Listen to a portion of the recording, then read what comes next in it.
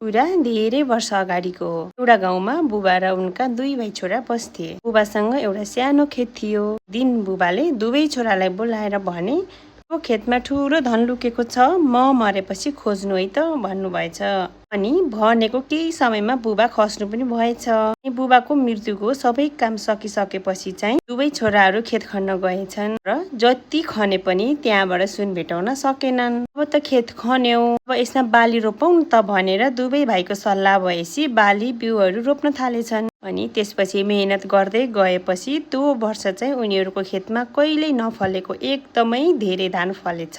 तर सुन चाहिँ भेटेनन्। पैसा न पैसा भेटे न सुन भेटे। अनि त्यही गाउँको एउटा बुजुर्ग बुबा हुनुहुँदो रह, त्यहीँ गएर सोधेछन्, "खै त बुबाले सुन भेटिन्छ भन्नुभएको थियो त, खोइ त सुन त भेट्दैनौ त बुबा" भनेर भनेछन् होइन। यी बुबाले के जवाब दिनुभयो तपाईँहरूलाई थाहा छ?